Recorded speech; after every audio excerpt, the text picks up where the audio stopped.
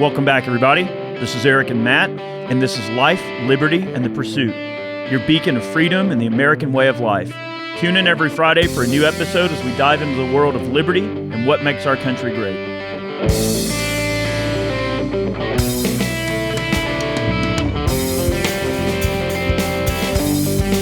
All right, y'all, welcome back.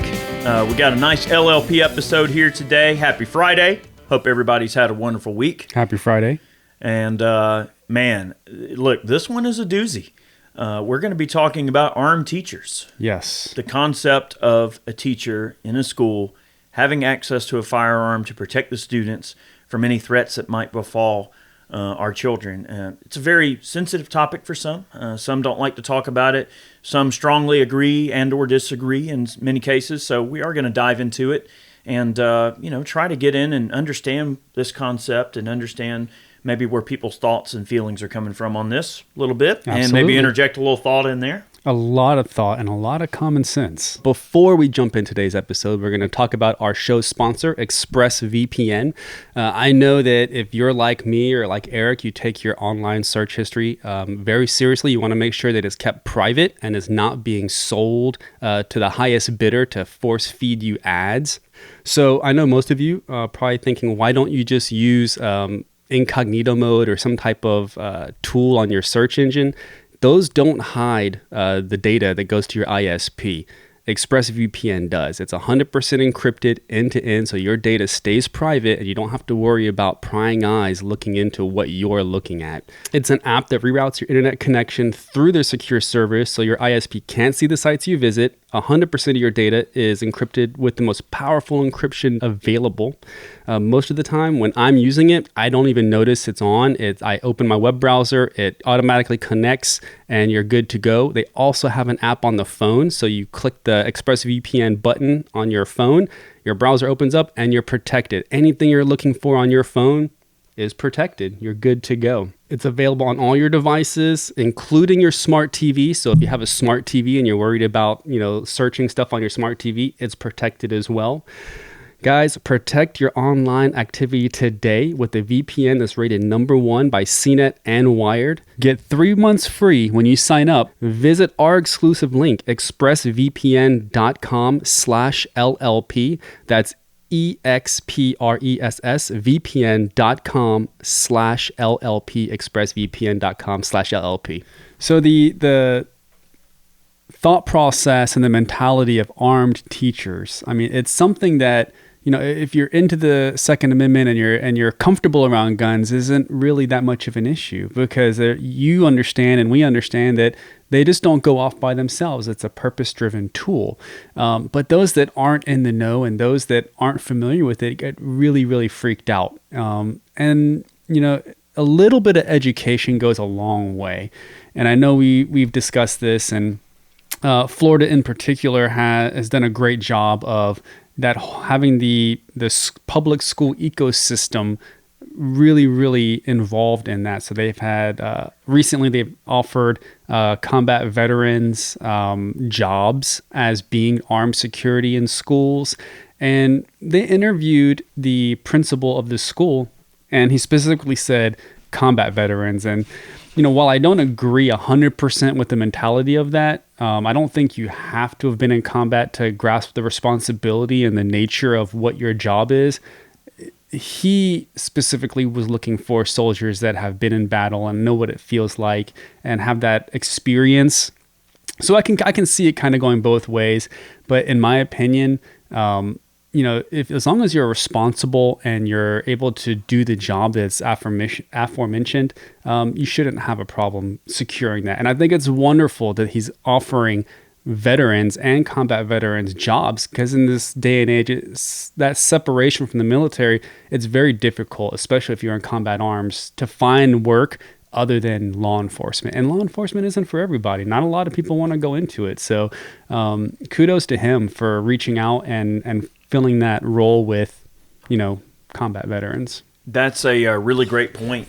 And it's funny that you mentioned that because, I know years ago, all right, and let's just say probably 15, 20 years ago, after Columbine, well after that. But it seems like there was this sort of resurgence for people having this need where they're like, hey, we need to get some form of armed person in our schools to protect our kids and all.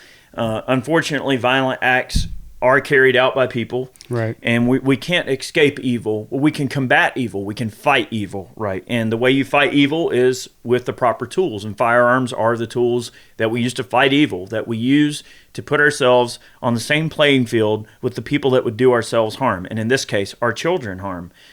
You brought up a really good point earlier when you were talking about, well, we trust a guard in a bank with a gun to protect our money. And I think we can all agree our children are more important to us than money.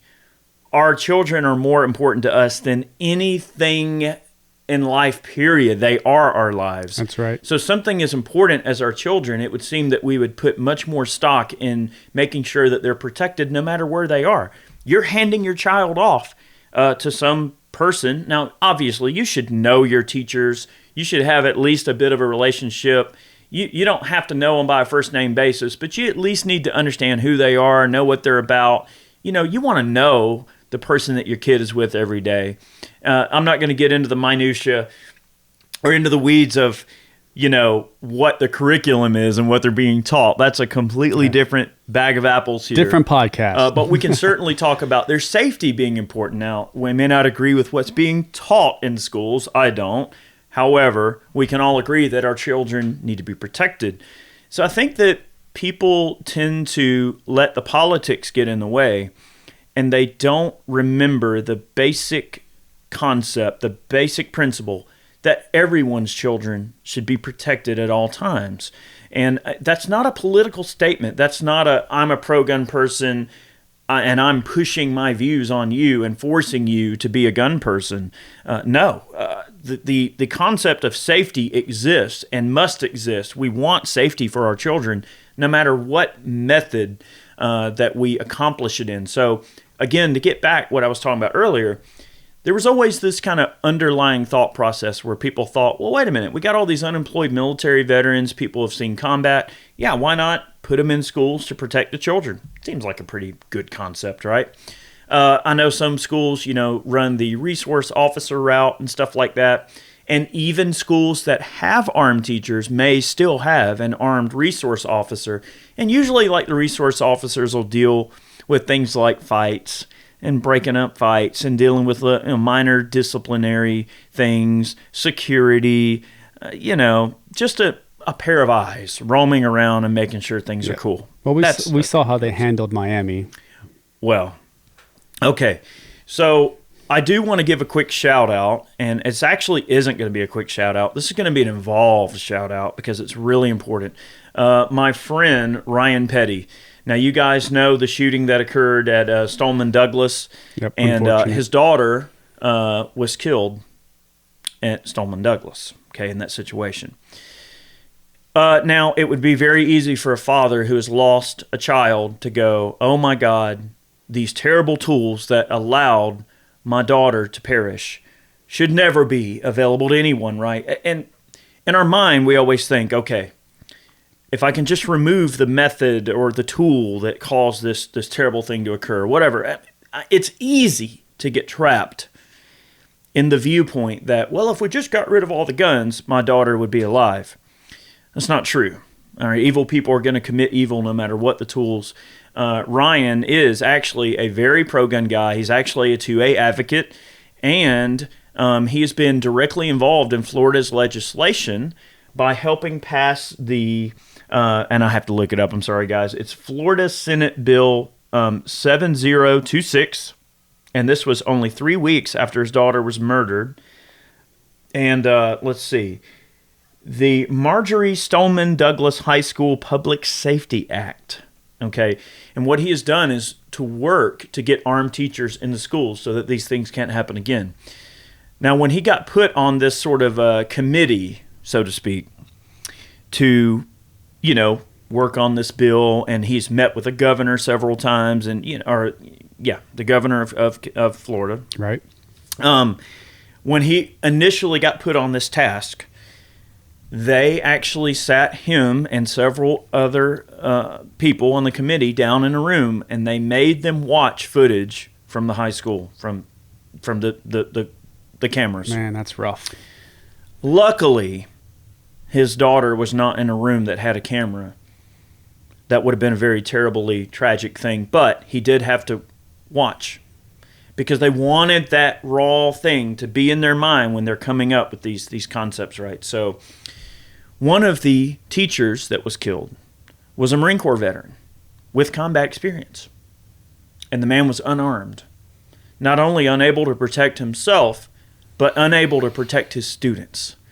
And that struck a nerve with Ryan.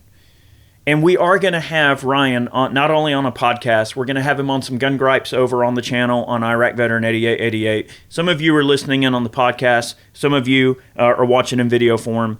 But just know we post in both areas. But we are going to have Ryan on a video. And not only are we going to do some content with Ryan, we are also going to film a very, very special video down in Florida, but I'm not going to give the details up yet because I want it to be a surprise. It's a very cool piece of content, and it's going to have the support and I guess we would call cooperation. There we go. Of many people down in that area that are going to have some very tough conversations with us and have agreed to have some tough conversations with us in the vein of hopefully bringing about a greater understanding as to why Ryan and other parents feel the way that they do about the Second Amendment and about having teachers be armed and able to protect their students. Now, without going too far down this rabbit hole, because I'm going to let Ryan speak for himself when we have him on the podcast at a later date, but I'll just paraphrase quickly. Florida does have armed teachers, okay? The state of Florida, and they actually have a very strict training regimen. The teachers have to go through a really strict set of training. It's like 3 or 4 weeks worth of training. Mm-hmm. And the shooting test that they have to pass is harder than passing the Marine Corps pistol qualification. I believe it. Harder. It is harder than the military and police pistol qualification. I believe it because you have so many other moving targets. They're in a trained hallway. by air marshals and all kind of cool stuff like this. So they receive the best training. I'll quickly just mention here.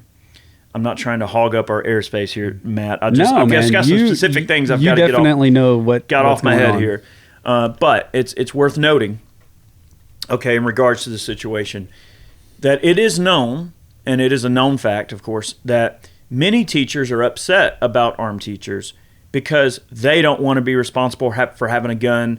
Maybe they're just really, really opposed to firearms ownership. Maybe they don't want to buy a gun. Maybe they don't want to be responsible. So there's all these reasons that these teachers are coming up with as to, well, we don't need to have armed teachers. And I think there's a common misconception that when a given municipality or city or given area, or let's just say in the case of Florida, an entire state, has this armed teacher program, a lot of teachers are kind of taken aback because they think that it's mandatory, that they have to do it, that they're required to do it.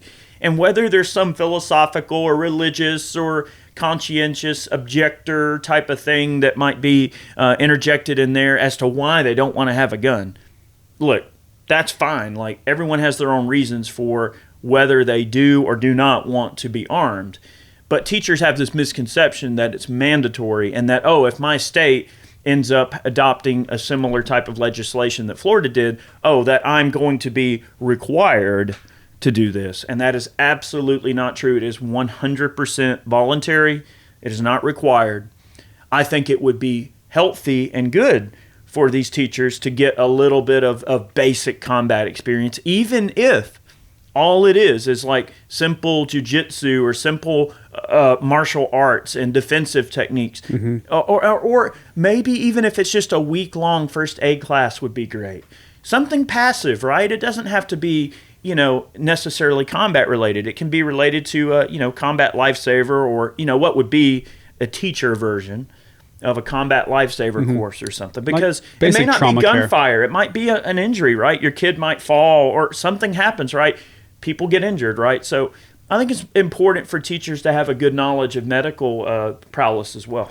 Absolutely. And I mean, as far as when you say there's teachers that are opposed to it, That's fine. There's people that are opposed to carrying firearms or being around firearms that aren't teachers. That's a natural feeling for people that are unfamiliar with something. What I would like to say is that let's just say you're in a middle school or a high school, and here in Atlanta, some of these high schools are massive. They look like universities. I mean, they are huge. So you're talking hundreds of teachers. They have hundreds of teachers on staff. You can't tell me that out of 100 teachers, there's not 5 or 6 that have the calling to be responsible enough to defend their student body. I know teachers. I've grown up with teachers. I have friends that are teachers. They consider those children as their own. So they will do whatever they need to do to protect them. Now, if you have, let's just say, a group of 5 or 6 teachers that are willing to step up and volunteer, so that's the key here. They are volunteering to take this responsibility.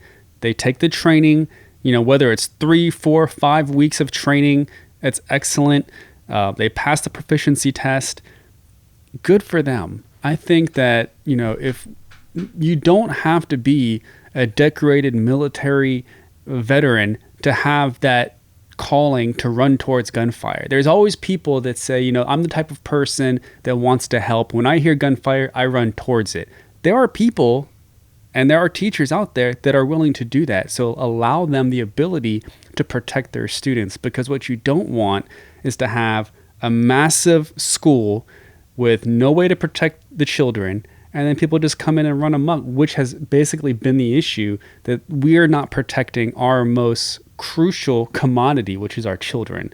We have to make sure that we're we're protecting them. When I drop my child off at school, I want to know that they're protected. They spend more time at school than they do at home. They're at school 8 hours a day from 8:45 in the morning. If they're really young, all the way till 6, until you're getting off work to go pick them up. If they're in middle school or high school, they're home by 2:30 or 3 o'clock, but they're still in school from 8:45 all the way to 3. You see them when you come home, 3 hours, and then rinse and repeat the next day. So those teachers spend more time with your kids than you do. I can see why they have such a drive to protect those children. Not to get too far on the philosophical bandwagon, but if we will, one could argue that the mind is a weapon that must be sharpened, all right, must be made strong, right? So we trust these teachers with molding and crafting the minds of our kids, right? We trust them with that very precious commodity, which is their minds, but we don't trust them with their bodies. I mean, I find it almost a little bit offensive to think that our kids don't deserve to be protected just as much as anyone else. So I think that it's clear and concise that we can say that no one is going to disagree that our children deserve to be protected no matter where they are.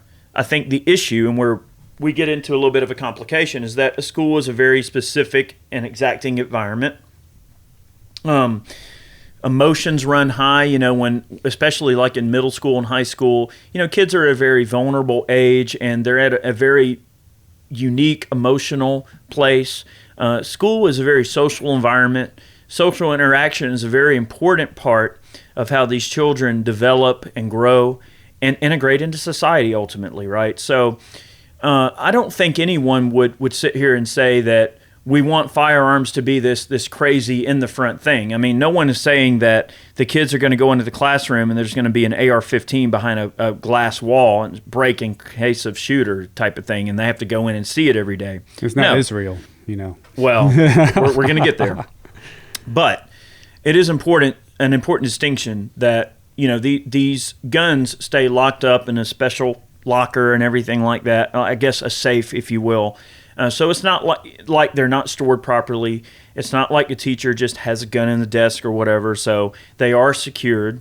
So it shouldn't really be a problem. I don't think it's asking a lot of our society to go, hey, if these people, all right, that Marine Corps veteran that died that day, he would have ran to the danger. He would have engaged the danger, but he didn't have the tools necessary because of bureaucratic bullcrap and a bunch of pandering that is what has caused this problem. So we've allowed politics and these bureaucrats in Washington to get in the way of the results that we know we must accomplish through very specific means, right?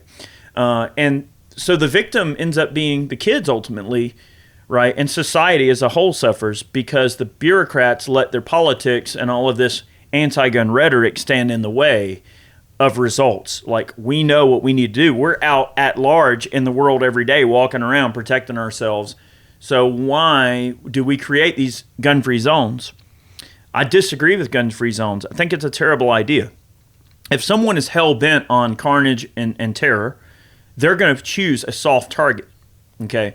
And what better soft target than a place that has a no-gun sign on the door? Of course, they're going to go, oh, well, there's no guns here. I'm just going to go do whatever I want because no one's going to stop me.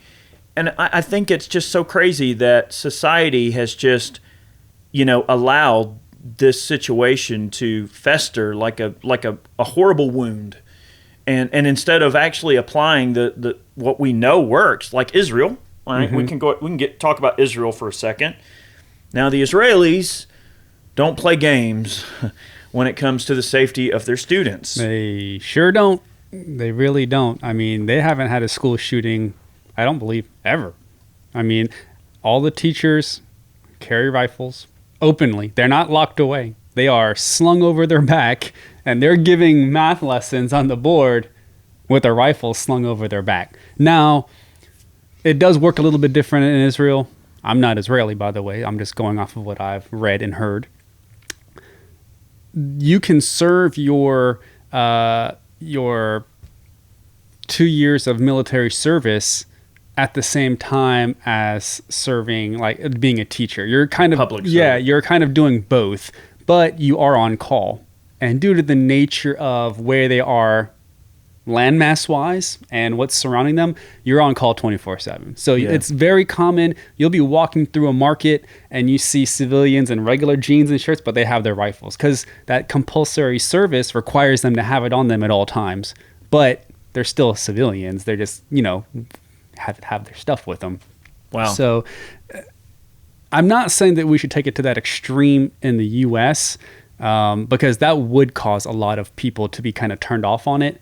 But if we talk through it, what would that look like as far as how we handle that situation? Do we have our teachers that volunteered to be armed, and nobody knows? It's kind of like the whole air marshal thing. Only the other teachers know. Only the administration know. The kids don't know. So there's no way that they're going to know who has the guns and who doesn't. Mm-hmm. They're locked in a safe space, like in the classroom. And then you say, well, hey, Matt, if they're not carrying it on them, what good is that? Well, in a school environment, they can close the door. They have those little mechanisms that allow you to kind of lock that door from the inside so people can't get in. Yeah. Once you hear like that, the night locks. Yes, like when you go, if you travel a lot and you stay in hotels, you usually carry one with you. You put it and you wedge it in between the doors so people can't get in your hotel room. They have those in schools. Now, is that enough? No, because eventually you're not going to let the person run through the school, but it does give you enough time to set up, get your stuff out of the safe, for that if that teacher's armed, to arm themselves, and then if somebody tries to come in and they successfully get in, they'll be met with judicious force. Oh, yes, of course. As they come through that doorway. So it's worth noting, and this is not like an endorsement or anything like that. I just wanted to just mention this. We actually are going to be getting some of these in to do a video on over on Iraq Veteran. Look at that. 88. They make throwable armor. So they're like these panels that unfold, and some of them are, oddly enough, about the size of a door. Okay. Nice. And it's like level 3 and level 3A throwable armor. They're like armor blankets, and they fold up. So it wouldn't be a big deal to have one of those armor blankets, and if something goes awry, or let's just say there's an announcement comes over the intercom, hey, we think there's an active shooter, something's going on, hem up, right? Yeah. Whatever their code word to be, the teachers will know, okay, close the door. I think the protocol generally at most schools is to close the door, lock it, and then cover the window so no one can see in. But how cool would it be to have some hooks on the door? And if you've ever been in a school, obviously we've all been in schools, Yes. but the doors are huge and gnarly and heavy. You know, they're government buildings, so And they of course usually have a little thing of glass in them, yeah, so you the can see doors are through it. super, super, super heavy duty. Okay, close the door, have a couple of hooks on the door, take your foldable armor, boop, pop it over the door, hem up the door with a night lock. Ain't nobody getting in that room. That's right. And even if they do want to try to shoot through the door, you got level 3 protection on the door. So there are passive ways to protect yourself that don't involve a gun. And it's important to acknowledge that. Some people might want to own body armor. There's so much stuff out there with like armored backpacks and stuff. There's kids going to college, going to high school even, that are carrying armored backpacks. And we've talked about in several other videos over on YouTube, it's not a big deal to have passive ways to protect yourself. And I think that people tend to get in the weeds a little bit too much, and they go, well, what are you worried about? Why would you need to have a backpack with armor and a blowout kit? And let's just say in the civilian world, walking around at large, you know, maybe have your handgun or, you know, some other accessories or food or water that you keep on your person. Because you just never know what's going to happen. You know, you can't necessarily be in control of every situation at all times, but you can react to a situation. So there are plenty of students that carry armor panels in their backpacks just as a redundancy. You just never know. And that can come in a lot of different forms. I think that to answer your question about, like, say, Israel versus us, now Israel is a very different culture. Like, it's a different group of people over there. They're kind of playing with a different set of cards over there. So what works for Israel might not work for us, right? And that's okay to acknowledge that and understand that. The United States, we have a culture of gun owners. So many of us in normal walks of life that you may not ever would think in a million years own a gun. Guess what? They own guns. Just some people are a little bit more forward about it than others. I mean, obviously, you see me, I'm out in the public space. I'm not shy about the fact that I'm a gun owner. But some people, I actually know a few people that own maybe not as many guns as I do, but they own quite a few guns, and they're not vocal about it. They don't make a big deal about it. They don't talk about it. They don't necessarily donate to gun organizations. They don't really get involved politically or anything like that. They don't call their reps. They don't get involved in the where-wise of gun control and things like that are going on legislation-wise. They just own what they own, and they live their lives, and they just do their thing, and that's how they live. And it's okay. You don't necessarily have to be super uber involved in your individual communities if you don't want to be. And that's okay. We all have the right to life, liberty, pursuit of happiness. We can pursue our dreams in the way that we see fit, and we can take whatever path we want to choose as long as we don't hurt other people. That's okay. But it's just important to acknowledge that America has a culture of gun ownership. And in knowing that, I think that where our country has done a considerable discredit to our society as a whole, I believe has been in the form of removing education about guns from the public schools and that environment, right? So, like when my wife was coming up, actually today is our 10-year anniversary. So Happy anniversary, Eric. We're taking a trip this weekend. But anyway, so my wife, you know, when she was coming up through school, they had an air rifle team. They didn't have 22s, but they did have air rifles. Okay, so they had their air gun teams and stuff like that. And I, you know, remember plenty of situations coming up in school, especially like my grandpa and his generation and my dad. Well, I guess my dad too. You know, my dad's generation and especially my grandpa's generation. It was just a known thing that going through school, at some point you are going to receive some type of instruction, at least safety, regarding guns. And it was completely normal back then. And usually what it was either like one of the coaches would bring a gun to school and do a little show and tell and a little safety class, or they'd have a local cop come in, or the sheriff even would come in and bring a few guns and at least go, hey, this is dangerous. Here's why. Look, this is a pump action. This is a bolt action. And go over a few action types. If you look at something like a hunting license, all right, here's a really good example. When you go to get a hunting license, you have to take a hunter safety course. And part of that hunter safety course, you have to answer a bunch of questions and pass a test in order to pass the safety course. And part of that safety course is like, all right, here's this. What is this action? They'll show like a picture of a gun. What is that? Is that a bolt action, a semi, a pump action? And they'll grill you a little bit on what type of action types. A simple little thing like that might not seem like a big deal. But what it accomplishes in our society is it removes the morbid fear of guns, because education will always remove fear of something, right? I can be sitting on the sidelines somewhere and I can watch a Formula One race car go vroom and run by at a butt-naked speeds, and I can go, holy crap, that car right there, that thing is fast, and that steering looks real sensitive. And man, I don't know what kind of techniques that guy's got to employ to drive that thing safely and not kill himself. But you know what? I wouldn't want to be behind the wheel of that vehicle without some training. It's okay to go, hey, that's dangerous, and we should acknowledge that, you know what I mean? You might want to have a little bit of an idea of what you're dealing with. But let's say that I went to watch Formula One, and I went over and asked somebody, well, hey, like, what's the deal with that car? That's crazy. Look how fast that thing is. And what if they said, oh, well, no sane person wants to drive that car. You shouldn't. Why do you want to know about that? Right. Why do you care to know about that car? You're not going to drive it. You got to be a race car driver to drive that car. So what if you were just kept out of the conversation because the teachers and the public education system at large just simply denied you the ability to obtain the information that you legitimately want to know? If you had some morbid fear of firearms, the public schools should have programs in place that help teach gun safety and help remove the morbid fear of firearms from kids, because that's where they do dumb things or they have accidents, right? Accidents happen, but accidents occur because people don't receive the proper safety briefs and training that they need, at least to understand, hey, be careful, watch this, you know, hey, you see something weird, go get an adult and ask, right? Just those simple things that we can just drill into our kids to make them understand gun safety. I think that gun safety is an important aspect, you know, in bringing that back into schools and bringing shooting programs back into schools.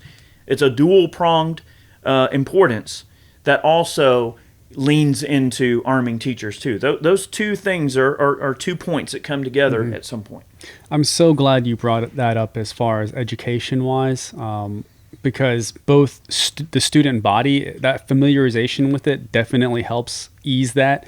But more importantly, if we can get more of the administration from the schools educated, they'll be more likely to be more involved and be less hesitant. And I'm going to go back to the school in Florida, because that principal gets it. The combat veterans that patrol that school, they carry both a handgun and a long gun. They carry both. And when they interviewed the principal, he gets it. He's a shooter, or he's familiar with the scenarios. He says, well, on a hallway, it's usually a 50 or even a longer yard shot. It's easier with their long gun. So why would I not give these guys long guns? Because it's a much easier shot with the long gun, more stable platform, more accurate at that range. Yes, you could hit somebody with a handgun, but why make it hard? Like, just make it easy. And getting those kids comfortable with it, they're wearing them, they have it slung. Now they are carrying Kel-Tec bullpups, which is an interesting choice in a rifle, but it is, I hate to say it, probably by design. It doesn't look as scary. It's not an AR style rifle, so I believe he probably made some compromises there, looks wise, because it is like a middle school or a high school, and they want it to be a little bit more blended in. So I get it. I mean, do I agree with that particular reasoning why? No, but I mean, there might have been some concessions there.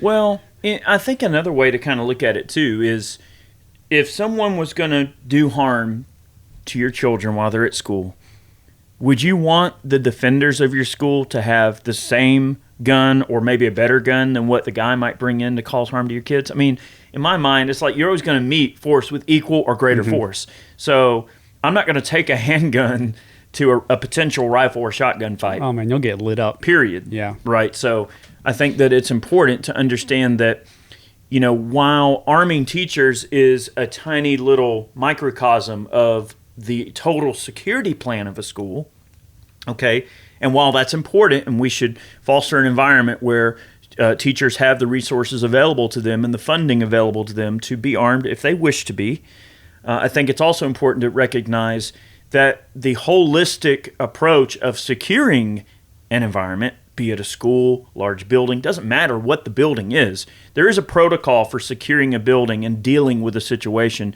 And when we look at the way that a lot of these law enforcement officers have responded to school shootings, they clearly lack training, they clearly lack motivation, and they clearly lack the confidence that those things bring you in dealing with a terrible situation. Confidence is a big one. If you don't have the confidence because you haven't received the training or you don't have the mindset that lends itself to understanding what you're about to do, you can see why people would freeze up and not know what to do because they never even thought about what they were going to do. It would be like saying, well, I bought these bathing suits. I've never swam before. But I guess when I have to swim, I can just jump in the water and swim, right? And it'd be the equivalent of going, well, put on my bathing suit, and I wasn't expecting to jump in the water, but I got pushed in the water, and now I can't swim because I never thought about, well, gosh, I've got these great bathing suits, but I can't swim now. Whatever. It might be a terrible analogy, but it gets the point across. It gets the point across. Right. But that's the thing. We're providing the tools, and we're providing, a safe environment for those tools to exist. And then, of course, the teachers to have access to those tools. But then all of that also comes with tactics, a plan, just like in your home, right? Like John Lovell and I have talked about having a little mini battle plan inside your home for defending your house, right? That's right. There's a process, right? You don't just grab a gun and go looking for crazy stuff, looking for trouble immediately. There's a little bit of a measured process, right? All right, where are my kids? Are they safe? All right, where are we going to meet? If something bad happens, where do we go? What do we do? Who do we call? Who goes where? It's like setting a stage and everyone has a place, right? Like in the movies, they got an X on the ground when you got to walk and talk and land in a spot, right? It's the same type of thing. There's a plan for everything. And then where there's a plan, there is the idea for that plan to be flexible and like, oh, crap, we didn't factor in Murphy's Law. All right, now we have to shift and let's think fluidly and let's react to this situation and make sure we can survive this situation. So a good example of just training and planning and execution is on 9/11 when the Twin Towers were hit. There was one company, and I mean, I really wish I would have pulled this up, and I didn't think about it until you just said that. There was a company that had a former military security guard, and he took it upon himself to make sure to rehearse with his company that was on like the 50th floor. They would rehearse regularly emergency drills to get out of the building. And because that he was prepared and he did regular rehearsals with that company on that floor, the majority of that company made it out. He didn't wait. They announced, they were like, hey, everybody just shelter in place, stay in place. And he was like, nah, man, we're getting out. He told everybody to execute. They all left. He unfortunately didn't make it because he was the last man. He wanted to make sure everybody got out. But the fact that there was a plan in place, he practiced it, and he made the right decisions. Saved countless lives because a lot of other companies followed suit. They were like, well, hey man, if these guys are getting out of here, we're getting out of here too. So yeah, that proper preparation prevents piss poor performance. Got that right. As they say. But school wise, it's imperative that if they're going to have armed teachers, I'll say I am for armed teachers. I believe that it's crucial. And if there was any legislation in Georgia that came up with that, I would be the first one to sign it because there is no love that you have that's more powerful than what you have for your children. I mean, you don't realize that, but I mean, you're releasing that responsibility to the school to allow them to take care of your children, and you want to make dang sure that they have the means to do it. And I mean, handgun, rifle, training, make sure that they are training, not just here's a gun, you passed your little target test and pull it out whenever you need it. They need to have reoccurring training, whether it's a monthly range qualification.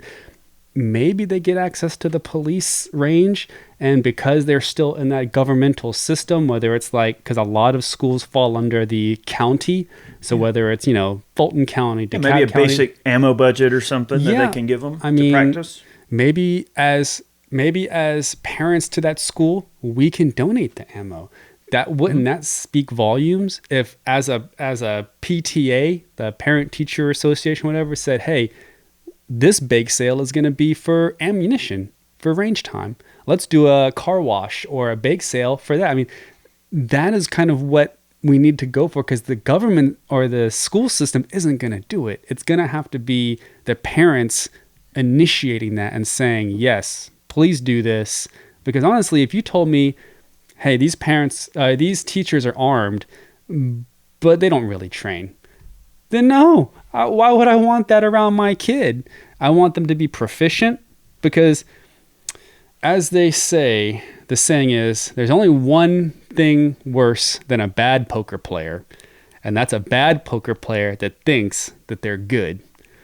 So if you put that analogy into firearms, and you think that you are better, which is most common, than you actually are, it would be very bad. Well, I don't want to dive too far into the weeds on charter schools, but I think charter schools are a great idea, and I think that many communities should push for having charter schools available for their children. Mm-hmm. And if you don't know what a charter school is essentially, it's just like any other school in terms of the curriculum and the overall process, but in a charter school, the control of the curriculum and the overall decision-making process of what goes basically into their kids' minds, and not only their environment that they're being taught in, all the way down to who gets hired for teachers and all of that is controlled by a private board of civilians or parents, trustees and stuff like that come together, and they have trustees and things like that.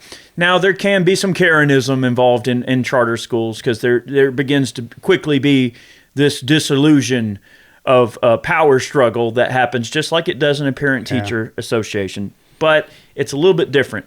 So instead of having this government bureaucracy determining, and using all of these political plays to try to, I don't know, whatever they do, they're crazy, right? I mean, look at the situation on coronavirus, and all the teachers are like, well, we don't want to go back to school. Well, of course you don't, because you're sitting at home getting a paycheck. Yeah, you're still getting paid. And to not teach. Now, granted, there's distance learning, and there's many distance programs that have been developed, and to their credit, they've tried to navigate that situation as best they can. However, a charter school changes the game considerably, because it puts the power into the teacher body, the teacher parental body, and the trustees, which is generally considered to be a much more trustworthy and reliable education system than a public education system that uses this crazy board of education and all this government bureaucracy. You can also and a charter school might be a better way to actually get teacher carrying in schools in terms of them having guns, because that thought process is kind of administered and thought of involving more of a board of people that have much better investment personally in the success of that school. Right, and the way charter schools operate, you can pivot and make U-turns rather quickly, because it's not such a bureaucratic system. They have it is, but it's different. It's a different animal, so it's not the same leg of the animal. It's a different animal, but it's still an animal. It kind of removes the politics. That's what I'm getting from at. The decision-making process. So charter schools have to retain a certain amount of students to keep their accreditation. So what does that mean? That means essentially you as a parent and having students attend this school have the power. If you have enough parents band together and say, well, we're just going to take our children out of your school, they no longer qualify for funding. though they have to meet a certain requirement of student population to remain open. Yes. So the power is truly with the parents. They can say, if enough parents say, we're pulling our kids out, that school is cooked. They're done. They're not going to be able to continue to operate. So that means that they can get together, they can make a plan. And while it is still difficult to herd that amount of cats to get them to do the same thing, it does incentivize the school to listen to grievances when they come up. Oh, yeah, you're dang right, because it could affect their bottom line and they Exactly. have a job. Yep. I will quickly touch on homeschooling a little bit. In light of things that have happened over the last couple of years, many people have been looking at homeschooling as a discernible option for the future of their children's education, and I think that's a healthy thing. Homeschooling, I don't want to get too far in the weeds on this, but obviously it's safe to say that when the child's at home and you are a gun owner, then obviously they're going to be protected with you.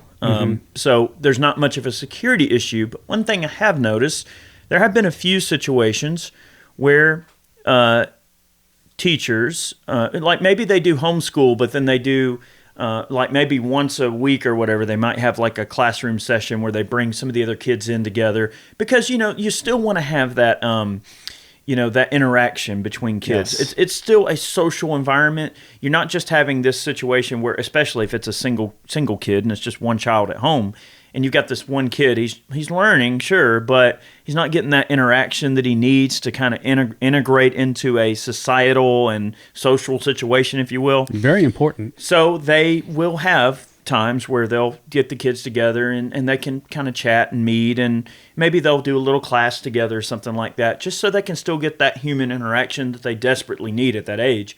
But there have been situations in homeschool environments where, let's say, the kid had a Nerf gun in the background, or maybe even a BB gun or a paintball gun, or in some cases, even a real firearm happened to be in the background or something. And I've seen situations where, of course, a big stink gets raised about it. And then these social justice warriors or these woke teachers or these liberal, left-leaning, anti-gun advocate / teacher people, whatever you want to call them, they go, oh, well, we want this person expelled and we want all of this disciplinary action to take place just because, Junior saw something in the background. Or let's say that someone is a known gun family that happens to be very pro-gun, and there's a social media post that comes about. Let's say a gun in the background or something like that, or maybe they took a photo of a gun or they're holding one. There's even a situation where a young man got suspended from school for biting a Pop-Tart into the shape of a pistol. Kids do stuff like that. It's harmless, right? Or situations where children are sent home from school for wearing a shirt that has something that the school deems to be offensive, like a gun on it, or anything that would be pro-freedom. Even an image of George Washington, and by some standards, would be considered somehow offensive, right? So charter schools do eliminate that bullcrap. So they can determine dress code, they can determine all these factors. And then with homeschooling, of course, you're interjecting more of your personal family values and principles into the educational environment of your kids. So there's a lot of different ways, whether it's charter schools, whether it's homeschooling, but just know that they all do come with their forms of challenges that you have to overcome, both the security aspect of keeping your kids safe and the I guess we would call it the quasi-political realm that exists that controls how that happens, right? How fast that ship turns, what direction it turns, whether it turns at all, whether the guy in the engineering room is even listening in the boat, right? So there are many different levels that things can get accomplished in a school environment. And, of course, the politics drastically go in some very different directions depending on what type of school your kid's going to be involved with. Yep. You also have the I guess one of the final options is private school. I mean, if you have the means to do it, they're not inexpensive by any means. I mean, you'll see them range anywhere, at least here in Atlanta, the top end, anywhere between, I would say, $30,000 a year to $50,000 a year to send your kid to school. And that's like, elementary through high school. High school tends to be a little bit more. But they honestly tend, because you're paying into it, they have a little bit better security. I mean, they have yeah. they have like security teams, and I'm not saying like a SWAT team or anything like that, but they are definitely They're armed. They are more in tune with what's going on. They have radios, they have communication. I've seen it because I mean Private schools will generally have a stricter dress code, Yes. that sort of thing. I have my varying opinions about how I feel about dress codes. Mm-hmm. I don't agree with uniforms because I think it makes people, I don't know, a little bit too closed in. They don't allow themselves to express individuality and to kind of find who they are and establish an identity. I'm not sure uniforms are a great idea for that concept. I think kids should be free to express themselves as long as they're being safe and not hurting anybody. They ought to be able to do what they want. And then you have the freedom of choice with that, though. So let's say you put your kid, or your kid chooses to go to this private school and they have uniforms, and they say, you know what, Dad, I don't want to wear the uniform. I don't want to go to this school. Then you would just change schools. I mean, you have that freedom to do that versus you trying to change the school dress code around your child. But I mean, just to close it in, I am for armed teachers. I would love to see it across the board. I really hope that they do start some legislation in Georgia. I know there was some inkling of it early on when a lot of stuff was going on. They did kind of entertain that. Unfortunately, Georgia is more on the blue side right now, and that's not. I don't see that happening anytime in the near future. Well, one thing that I would like to just sort of mention is that I agree. I am very much, of course, obviously, if it's not obvious at this point, I am for armed teachers. I think it's a great concept. I don't think that teachers should be required. It shouldn't be a compulsory or mandatory type of thing. Absolutely not, that they have to do, because I don't agree with putting anybody in a situation where they don't want to have a gun and they're forced to do it. Now, look, if it's zombie apocalypse, Walking Dead style, and it's like, hey, the zombies are going to eat you, or you got to pick up this gun and shoot the zombies, well, that is what it is. But in the real world, I don't believe in somebody being forced to have a gun if they don't want to have a gun, because that almost creates, in some cases, maybe a little bit more dangerous environment. Because it for sure does. Now, if someone doesn't appreciate or respect the tool and they're like, well, I've got this gun, I've got to do something with it, or whatever, I'm required to do it, they're not going to respect that tool. They're going to misuse that tool. So if someone doesn't want to be an armed teacher, I don't think they should have to do it. But I think that where we meet in the middle is that they should have an open mind enough to understand that there are teachers that want to protect their students, and that they should have the tools and the training and the ability and the funds and the time scheduled for them to be able to get the training that they need to take care of their kids. And I don't think that anybody can disagree with the concept that our kids deserve to be protected, and we should cherish their lives as being as important as they are. I mean, that's our future. Those kids are our future, and we are molding their minds, and we should be able to protect their bodies. Absolutely.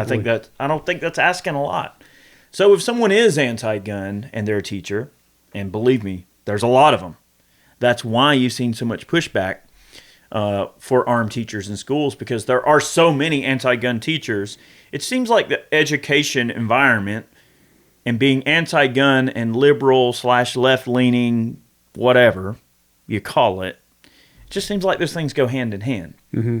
I don't want to get too far in the weeds on this, but it's like when you look up those mug shots of like Antifa people and you see, they all look like they look or whatever. It is what it is, right? I'm just stating the facts here. Red hair, whatever, purple hair, red hair, shaved, no Guevara hair shirts. Yeah. But then you look up their professions, and like 60% of them are teachers that are getting arrested and stuff. So it's like, which is weird. Lawyers, like some of them are lawyers. I'm like, what is this?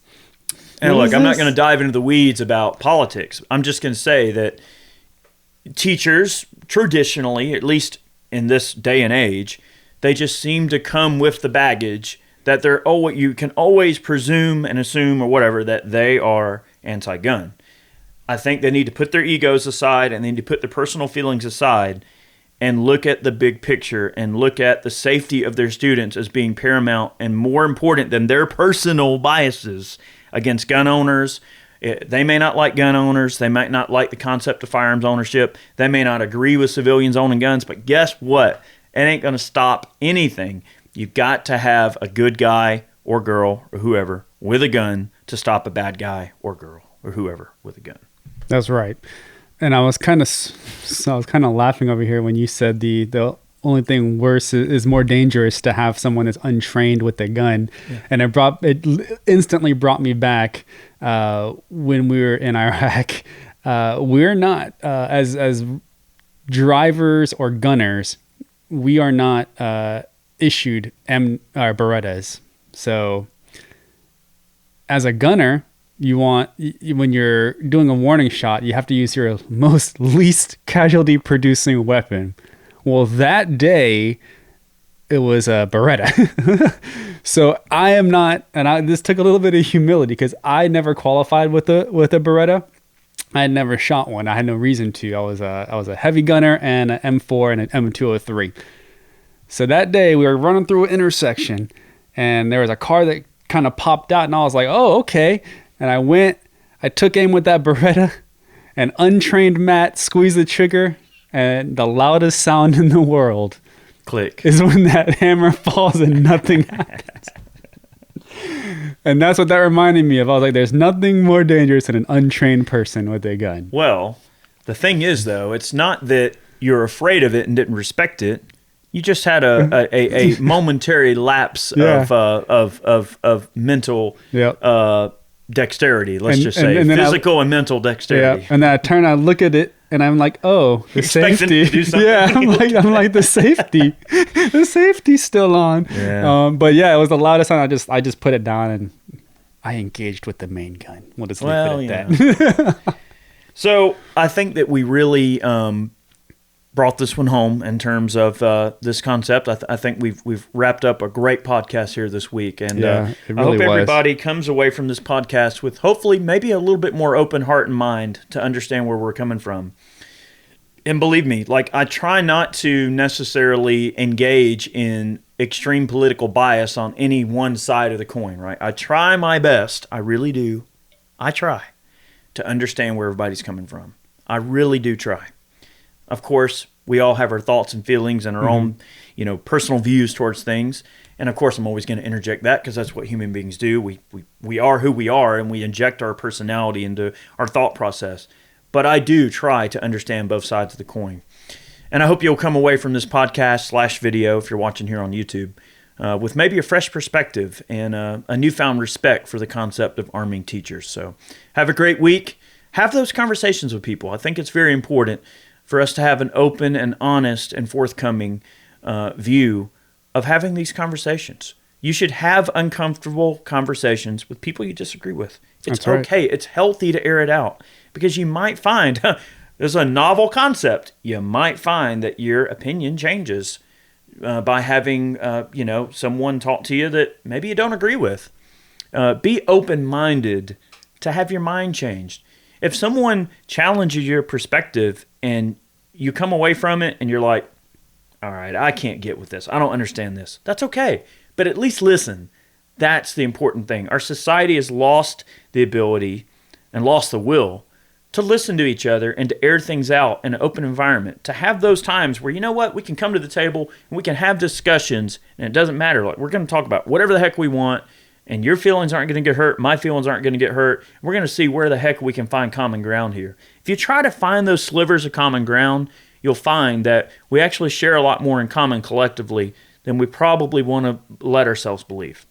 Absolutely. And that's what it comes down to, is just learning the art of conversation.